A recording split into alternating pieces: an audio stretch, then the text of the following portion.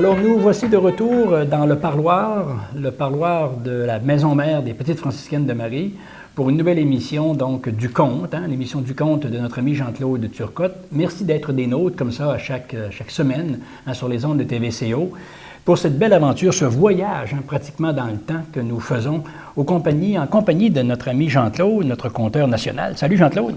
Salut Rosaire, t'as raison, on va raconter de quoi au cahier 3. Imagine-toi, mon homme, qu'on parle de la veille du jour de l'an 1943. Sauf qu'on est passé le jour de l'an au moment où on se parle au niveau réel. Là. Ouais. Ça fait quelques semaines déjà que le jour de l'an est derrière nous, mais quand même, on est au début de 2019, ou à peu près, quand cette émission-là est en onde. Et juste pour rappeler un peu, vous avez entendu au début de l'émission le thème musical. Vous savez, on l'a présenté dans les premières émissions. Pour les 4 ou 5 premières émissions de la série, vous entendrez le reel de l'abbé Saint-Paul tel que joué par Ulysse Potvin, laquelle est composée, cette chanson-là, cette pièce-là, par Joe Bouchard, le grand violonneux, Joe Bouchard de Pointe-au-Pic. Alors ça, c'est juste pour un petit rappel, c'est un reel quand même qui est assez inédit, bien sûr. Jean-Claude, juste pour rappeler un peu des choses à nos gens, pour se resituer, là, semaine après semaine, la vie heureuse de Paul Lajoie. Paul Lajoie, c'est un personnage de l'abbé Saint-Paul. Il y a un jeune mesureur, oui. Et un mesureur, ça fait quoi, ça, dans la vie, là, pour resituer? Un mesureur, ça fait quoi? Un mesureur, ça mesure pour répondre niaiseusement. Oui, mais ça mesure quoi? Ça mesure le bois, dans ce temps-là, on empilait encore le bois en billes de 4 pieds. Oui. Ça mesurait les cordes de bois. Et il disait, il y a tant de cordes dans la lindaine qui est là. Les billes d'abord avaient 4 pieds de long, puis une corde avait 8 pieds de long, puis 4 pieds de haut. 4 pieds de haut par 4 pieds d'épaisseur. 4 pieds de large, 4 pieds de haut, 8 pieds de long. Il pouvait y en avoir 8 pieds de haut sur 50 pieds de long, puis c'est lui qui mesurait ça. Dans le corps qui nous occupe, puis on cordait en forêt 8 pieds de haut, des tirs qui pouvaient avoir jusqu'à 40-50 cordes. C'est ça. Prendre le moins d'endroits possible, puis quand tu étais parti à déterrer pour charroyer l'hiver, ça allait bien quand ça avançait dans la corde. Dis-moi, Jean-Claude, est-ce que le mesureur avait le droit, le pouvoir de coller du bois? Oui, on allait même jusqu'à les appeler les colleurs. Bon. Qu'est-ce que c'est que coller du bois? Moi, je le sais, mais peut-être qu'il y a des gens qui nous écoutent qui ne le savent pas. Bon, on va essayer de le dire. Bon, essayons-y. Quand il y avait du bois qui était rouge, vous savez, du bois qui quasiment pourri, du bois avec de la grosse coloration, du bois qui avait commencé à être attendri. Ou qui pouvait être creux du milieu. Qui pouvait être creux dans certains cas. C'était du bois pas sain. Puis ça, le mesureur l'enlevait de ta corde de bois. Ça fait que... Il mettait des X dessus avec une craie ou quoi? Il mettait un X dessus? Il mettait un X dessus où il disait, il marquait des restrictions sur le bout de la bille, là, tant de pourcentage, 10%. Ce qui enlève de la volumétrie à la corde. Absolument. Bon, alors il considère tout ça. OK. Il considère tout ça, puis dans le cas qui nous occupe, ça arrivait moins souvent parce que on bûchait, de la façon dont on travaillait là au séminaire, il y avait des équipes qui faisaient l'abattage l'automne. Il y avait un qui abattait en forêt, puis un homme qui charroyait avec un cheval. Il y avait un homme qui cordait, puis il y en avait 2 qui sciaient en lindine. Donc chacun son rôle, bien déterminé. Puis le gars qui abattait, lui, il avait pour mission de ne pas envoyer de bois creux puis de bois mauvais. Si bien que quand il y avait des billes qui n'avaient pas d'allure, il coupait tout ça tout en bout de bois de poêle, puis ça restait en forêt. Ça reste en forêt, pour ramasser, pour être utilisé à d'autres fins. C'est ça. Bon, précision faite là-dessus. C'était juste pour introduire le sujet. Tu avais raison. On y va justement avec la suite du récit qui nous amène en début de propos à s'en venir à Baie-Saint-Paul pour le jour des fêtes du jour de l'an. Bon. C'est le cahier 3, je te l'ai dit tantôt, c'est la veille du jour de l'an 43. On part d'où, là, pour se resituer? On part du camp. Du camp. Ah. Là, si je commence, ça va comme suit. Le jeune mesureur sortait de la cuisine, sortant de la cuisine, dis-je bien, sentit qu'il avait le temps d'aller saluer les gens dans le camp dortoir. Il entre donc saluer des 2 côtés de l'allée. Arrivé au milieu, près de la truie, comme on disait dans ce temps-là, tu sais c'est quoi une truie? C'est un baril de 45 gallons qu'on a transformé pour devenir un poêle. Quand ça surchauffait un peu, ça devait venir quand même assez les flancs rouges. Oui, les flancs rouges. Hein? Oui, pas de la fonte, là. Hein? C'est de la petite tôle. Petite tôle. En voyant son ami Mandoline assis, l'air pensif, « Tu vas pas chez vous au jour de l'an? » lui demanda-t-il, surpris et inquiet. « Non, » lui répondit son ami musicien. Cette année, là, hein, ça se passe chez nous, c'est le plus vieux de mes frères. Là. Puis ça va prendre un coup fort, puis ça va se battre, puis j'aime mieux pas être là, j'aime mieux être ici au camp.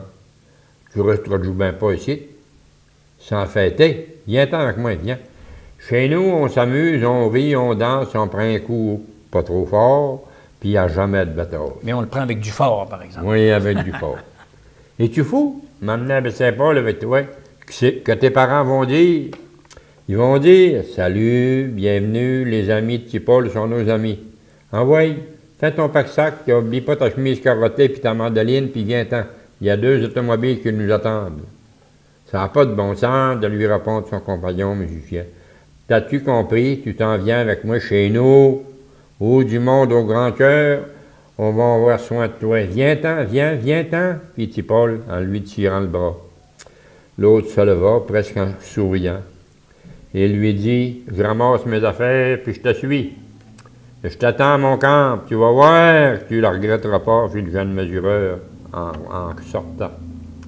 L'autobus que conduisait, dis-je bien, Grand Paul, était déjà parti pour la gare centrale depuis plus d'1 quart d'heure, il y a 3 quarts d'heure, quand nos amis musiciens prirent place dans une des 2 automobiles qui les attendaient. Il était 6 dans la Ford 1941 en passant la barrière. Petit Paul insista pour saluer le gardien et lui souhaita de bien s'amuser. Donc, il se rendait à la gare centrale d'autobus de Québec, là? Non. À quelle gare qu'il allait? Et les autres, ils partent pour la gare dont on va parler dans une seconde, la gare de Beaupré. Ah bon? Ils attendaient plusieurs dans la petite gare de Beaupré. Tu m'as juste devancé d'un mot. Ah, je suis trop vite. T'es pas mal dedans. Trop vite sur la gâchette. Mais la gare de Beaupré, près d'une heure j'étais là. En passant, là, la gare de Beaupré, on la voit à l'écran présentement. On la voit à l'écran, bien on bravo. la voit à On a le l'écran. temps de la regarder parce que c'est une Mais photo très rare. l'architecture est particulière. Hein? Très, très belle gare. Et c'est une des rares photos, d'ailleurs, qui existent. Hein? Normand nous la rend bien là, sur le montage. Là. Alors, ça, c'est la gare de Beaupré. Il n'y a pas beaucoup de monde qui l'ont déjà vue parce que ça fait longtemps qu'elle est démolie. Oui. Alors, voilà, la gare de Beaupré. Un petit souvenir pour ceux qui ont déjà vu ça. C'est pour ceux qui l'ont connu, c'était un édifice un peu spécial, oui. Pas très grande, mais architecturellement parlant, là, elle était très particulière. Fait qu'ils attendaient là d'à peu près d'une heure quand le train en provenance de Québec entra en gare. Ils trouvèrent tous place dans le wagon, presque vide. Et petit Paul dit à son ami, « Attends-moi, là, tout d'un coup, mon ami Jean-Marie serait dans l'autre char. » On sait très bien que Jean-Marie, c'est l'ami de petit Paul. Ils sont allés à Valcartier ensemble.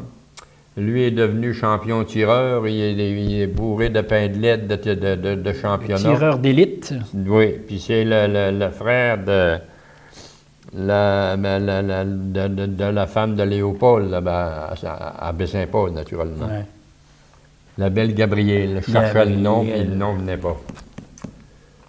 2 ou 3 minutes plus tard, il le précédait, l'accordéon en main, tout joyeux. Son ami qui le suivait, tout fier lui aussi. « Mandoline, je te présente mon ami Jean-Marie Bergeron de Saint-Hilarion. On a été dischargés de l'armée ensemble au mois d'août. » Et il ajouta, lui, là, c'est un tireur champion. Je regarde ses médailles, lança-t-il avant d'ajouter.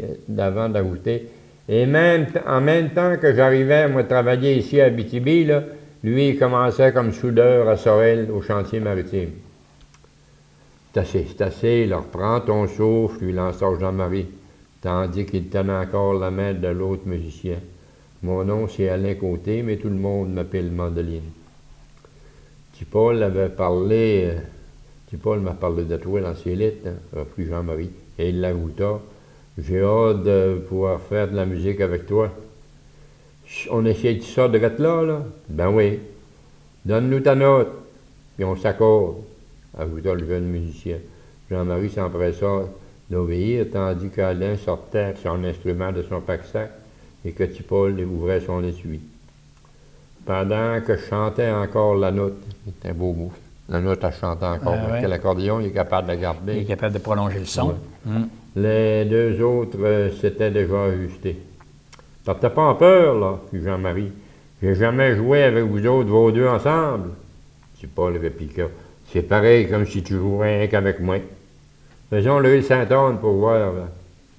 Après quelques ajustements mineurs, ils rendirent cette pièce bien connue, comme s'ils la jouaient ensemble depuis très longtemps, au grand plaisir des autres passagers. Puis, fit-il Paul, ah, c'est pas pire que jouer tout seul avec toi, mais c'est pas mal plus beau, puis c'est pas mal plus riche, la mandoline. J'ai envie de dire que c'est vraiment plus riche. Là. Et il tendit la main à son nouvel ami tout fier. Bon, fit-il Paul, on essaye le rille de la Potopic.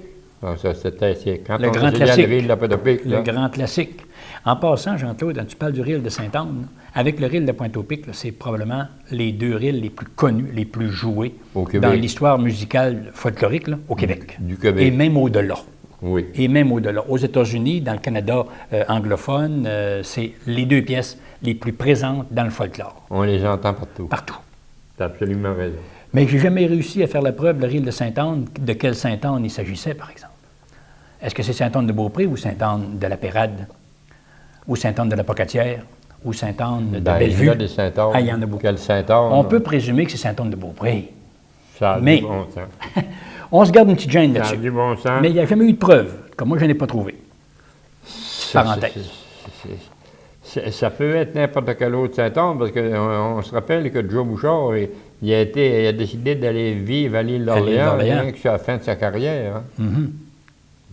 Alors, ça peut être là aussi. Il peut avoir aussi bien, sauf que c'est pas lui qui l'a composé, le rille de Sainte-Anne, mais il peut l'avoir aussi appris sur la côte de Beaupré. Ouais. Et, bon. Tu sais quelque chose encore, Joe Bouchard, puis pour impressionner Ulysse Potvin, il avait toujours, puis il l'a dit à Ulysse, puis il a montré de faire la même chose. C'est pour ça qu'il y a des notes aussi pointues dans le rille de la Baie-Saint-Paul, par exemple. Joe Bouchard, qui avait des grands doigts, allait très loin sur le clavier, puis il a insisté sur son ami Potvin pour qu'il fasse autant. Il dit, si tu fais ça, là, les autres ne seront pas capables de jouer comme toi. C'était ça.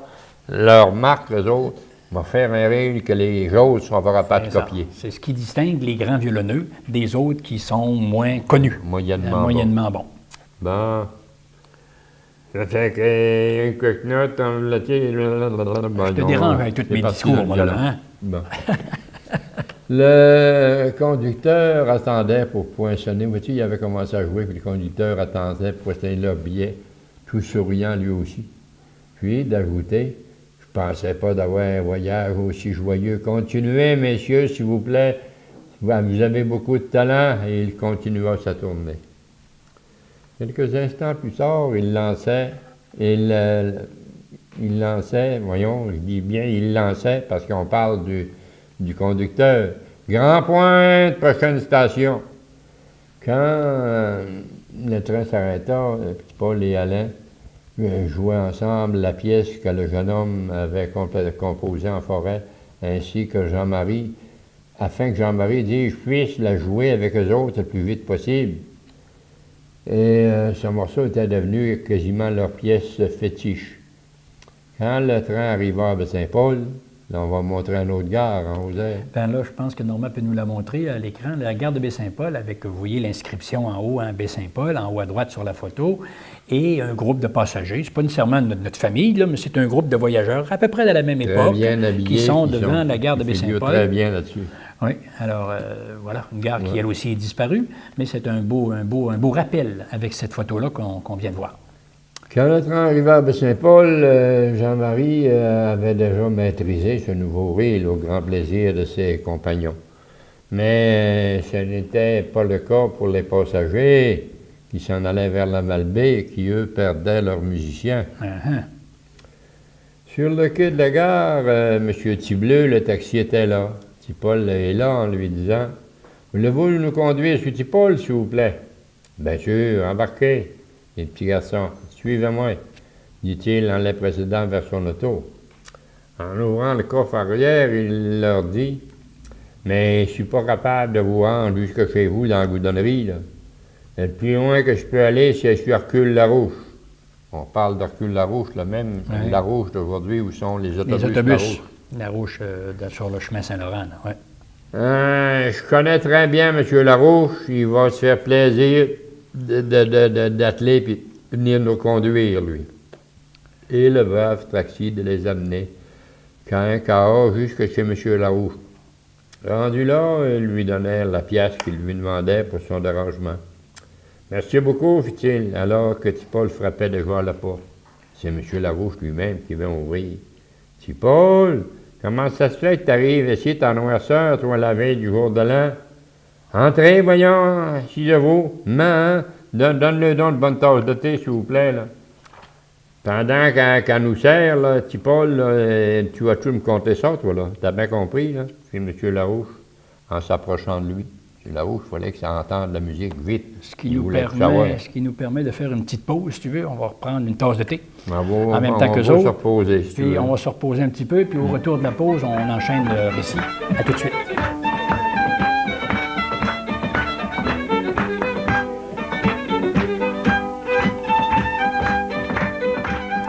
Alors, Jean-Claude, on s'est laissé sur la tasse de thé chez M. Larouche, dans le chemin Saint-Laurent, Hercule. Bien, et on va continuer rapidement, comme tu dis. Là. Bien sûr, le jeune mesureur a commencé son histoire à Duchesnay pour la terminer à Baie-Saint-Paul, mais il avait eu le temps de passer par Beaupré, par la Cambétivie, le gala musical, le char voyage et bien d'autres choses encore. Tu sais, quand il raconte, j'ai envie de dire qu'il beurre épais. Il y en a à dire. Ah ben, c'est ça, les musiciens, là, je comprends, là. Écoutez bien, petit garçon, là. Puis encore, M. Larouche. Si vous voulez me jouer une coupe de belles tounes, je m'habille, puis on attelle sur le Grand Barlow, puis après ça, je vais vous conduire jusqu'à chez Léopold, puis ça va me faire plaisir pour ça. Les jeunes avaient déjà leurs instruments en main. Et pour les 10 minutes suivantes, le gala, toute la maisonnée résonna de la même musique qu'on avait entendue au gala. Pendant que M. Hercule mettait ses bas de feu, Mandoline lui dit « Je vais vous aider à atteler, là, j'ai mes grosses bottes. »« Ah, OK, mon homme, allume le fanal, puis laisse tes affaires ici, tu les apporterons aux autres. » Et ils sortirent tous les deux. Nos deux amis charlevoisiens en profitèrent pour faire leur jour de l'an avec toutes les personnes présentes. Et on la remerciait encore quand on entendit les clochettes de la voiture devant la porte. « Bonsoir, merci pour tout », firent les deux jeunes musiciens en sortant leur tour. Bien amitouflés dans la grande peau de cordiole, le charretier menait les trois musiciens au petit trot de son grand cheval noir. Une fois rendu, il eut tout juste le temps de crier « Wow, Black, wow, on est rendu, là !» que déjà Michel sortait avec son fanal à la main. Il sortait à leur rencontre avec son fanal à la main. Quand on a entendu « Salut, Michel !» il reconnut Tipol, ayant trouvé la porte pour crier « Ne vois ce qui arrive !» Léopold cria à son tour « C'est Tipol, Jean-Marie, puis bien autre gars, là. » C'est alors que la belle Gabrielle pointa le nez dans l'embrasure de la porte pour crier à son tour « Venez-vous-en chaleur !» avant de refermer la porte. Tipol lui avait donné la main à Michel et à Léopold.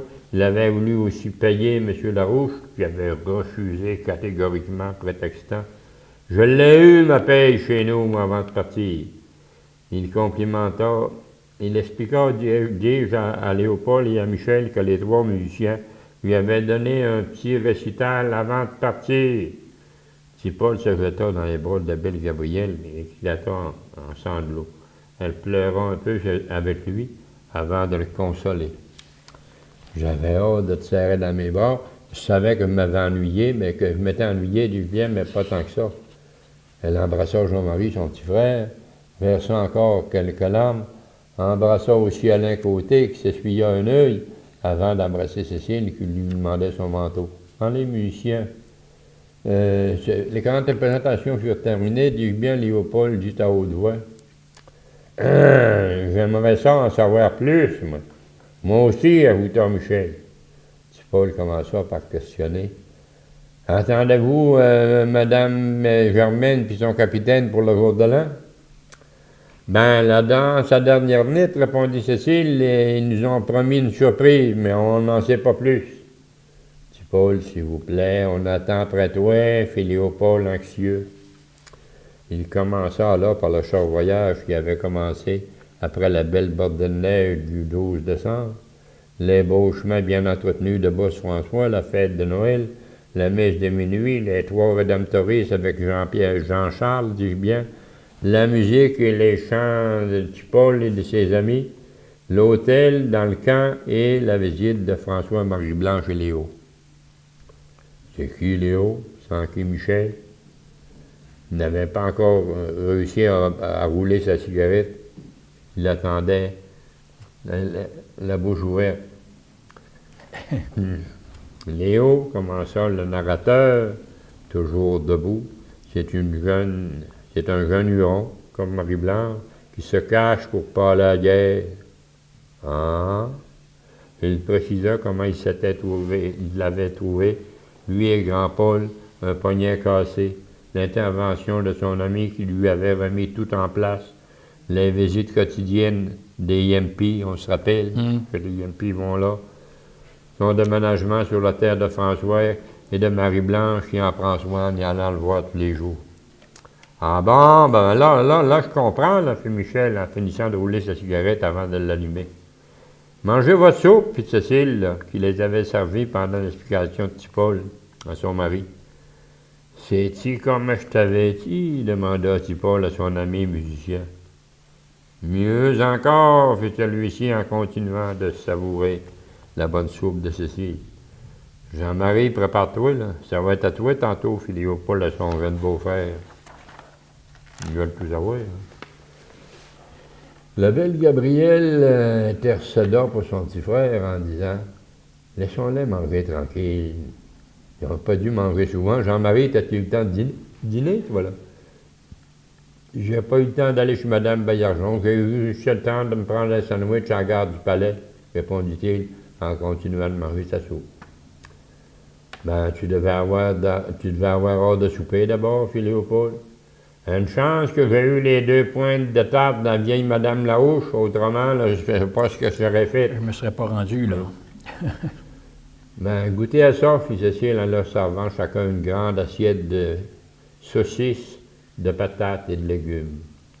On entendait alors que le bruit des ustensiles. C'est Tipol qui rompit le silence en disant « C'est bon dans le bois, mais c'est pas mal meilleur ici. »« Oui, ça c'est certain, appuya Mandoline, tandis que Jean-Marie ajoutait « C'est comme chez nous à Saint-Hilarion, hein, Gabriel? »« On sait bien, reprit-elle. On a les mêmes recettes, puis en plus, ben, c'est la saucisse qui vient de chez nous. » La saucisse venait de Saint-Hilarion, ça pouvait pas être le mieux que ça. Mieux que ça. Ah, la bonne saucisse maison, eh oui. Ben oui. Gabriel qui vient de chez moi. Bon, je suis rendu là. Pendant qu'il dévorait presque toutes ces succulentes assiettées, on leur préparait chacun une belle beurrée de crème, riche, bien jaune. Elle saupoudra généreusement de bons sucres d'érable. Quand elle les servit, Tipol se leva, courut embrasser Cécile et Gabriel, puis leur dit « Ce dessert-là, hein, j'ai pensé à ça tous les jours depuis que je suis parti de site. » Jean-Marie imita Tipol, puis lança. Savait que c'était bon, mais pas autant que ça. Pas autant que ça. Leur ami musicien alla à son tour remercier et embrasser les 2 dames et ajouter. Tipol m'avait dit que vous me recevriez comme l'un des vôtres. Maintenant, je le crois.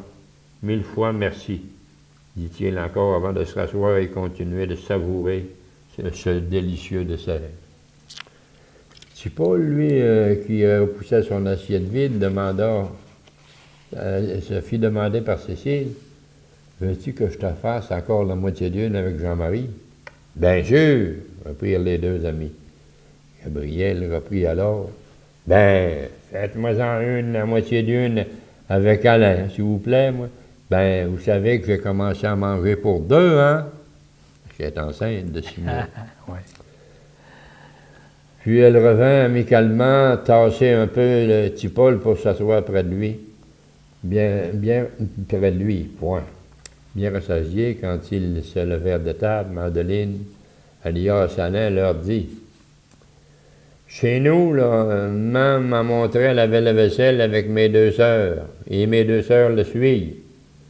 Je pourrais faire la même chose ici, si vous me permettez. » Petit Paul dit alors à Jean-Marie, « Viens, ma petite sœur, viens, suis la vaisselle. »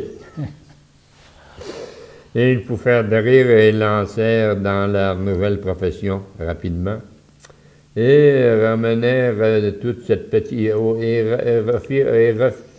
finir cette corvée rapidement et vinrent s'asseoir à la grande table.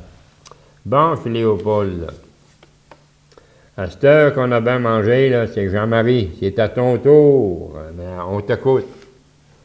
Il commença, mon histoire n'est pas si compliquée que celle de mon ami Petit Paul, mais je suis devenu soudeur au chantier maritime de Sorel. On est 200 hommes, je suis loin de connaître tout le monde. Je reste chez mon oncle, mon parent, où souvent je joue l'accordéon tout seul dans ma chambre. C'est pour ça que j'ai hâte de venir jouer. Ah oui, j'ai eu un problème. J'ai attrapé un flash en Soudan. Oh, les yeux nous brûlent comme du feu. Puis on dirait qu'ils sont pleins de sable. Ça fait mal pour pleurer. Le seul remède, là, c'est des cataplasmes de lait bouilli. Ça soulage tout de suite, là. Puis t'es mieux dès le lendemain matin. Ah oui, dès le lendemain? Dès le lendemain matin. Ah bon? C'est Petit Paul qui se leva pour dire, « Alain, explique s'il vous plaît à Michel ce que tu fais pour Abitibi. » Je vous l'ai expliqué tantôt. Moi, je travaille pour la compagnie, ça fait 5 ans. On est une équipe de 5 hommes qui bûchent les maîtres chemins. Moi, j'abats en forêt et le chartier, m'aide à brancher quand je n'ai pas fini.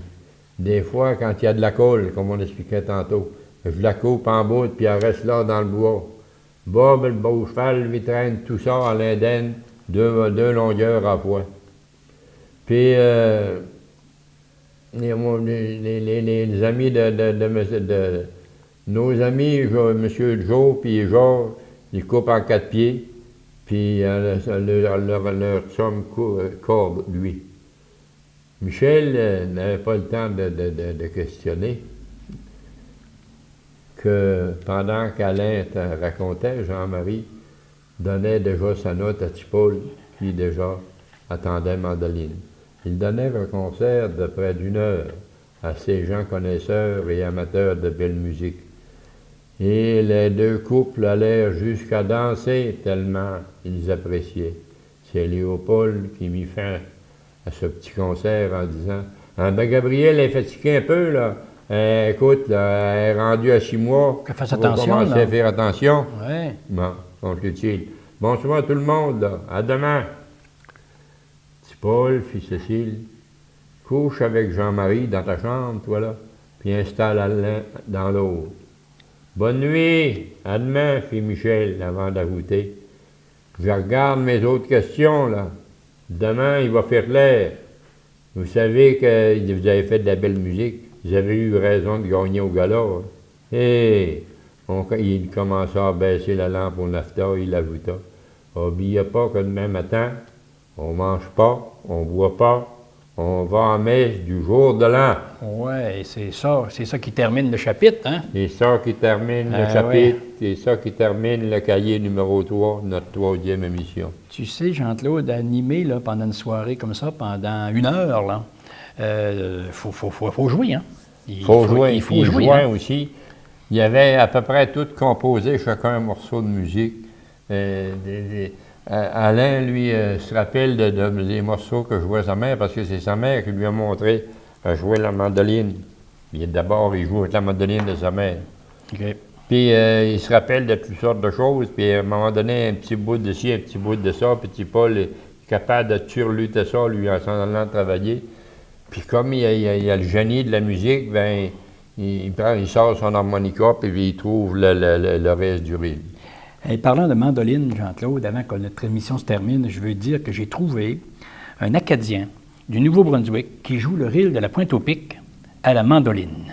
Ben, tu vas me faire entendre ça au plus vite. C'est assez spécial. On demandera à Normand de nous trouver ça sur Internet. Moi, je l'ai déjà trouvé. Et c'est d'une qualité absolument incroyable. Un musicien absolument hors pair, mais à la mandoline. Et c'est très, très beau. La mandoline, On va vous faire entendre ça dans les prochaines émissions. Oui. La mandoline est un instrument extraordinaire. Quand c'est bien joué... Le gars, en plus, il en joue très bien. Il s'appelle Osé Duguay, un Acadien de la région de Bas-Caraquet.